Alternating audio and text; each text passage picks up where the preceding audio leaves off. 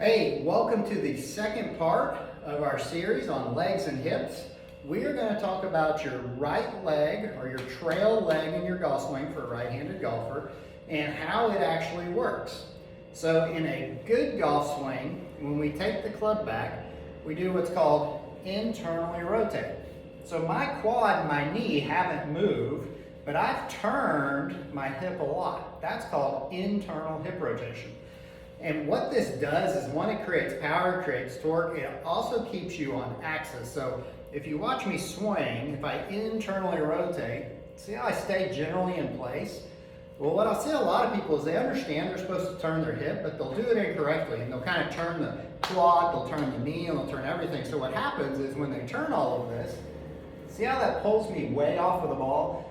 Well, now I'm miles from the golf ball. It's going to be really, really hard to find it. Plus, I have no power, so you're going to see a lot of crazy action-reaction for that. So internal rotation is where my knee, and one of the examples I use a lot is if my knee was a headlight, I don't want to see the beam of that headlight move around. You actually can let it extend a little bit if you want, but I don't want to see a lot of movement. So as I'm taking it back, my knee, this beam's going to stay forward, my quad's not going to move, but I'm going to turn everything into my hip. My belly button is turning into my hip is turning into that right leg, and so your golf swing is going to be like that. So my belt buckle is moved, and you can see that I'm right here in the internal hip rotation. So that's going to be your backswing. Here's an easy drill for you to kind of figure that out. Is take your trail foot, my right foot, turn it in, and you want to kind of kick this hip in just a little bit. Try not to lose that position, but turn as much as you can. That is internal hip rotation. So that happens on your backswing. So now the downswing, we're going to have external hip rotation. So now we're going to take this quad, and it's going to rotate towards our target. So what I have a lot of people do, especially my baseball players, is they're all familiar with the term squash the bug.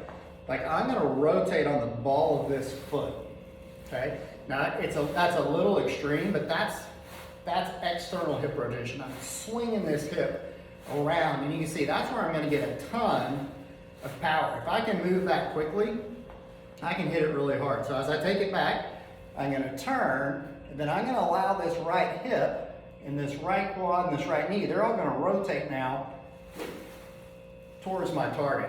And that's where you start getting some speed, and it also allows you to match up the club a little bit better. So an easy downswing drill is just take a small setup, take it back, a little small backswing, and then just take this right hip and try to generate as much speed as you can. So I'm going to turn my quad, my hip, all these things as aggressively to the target as I can.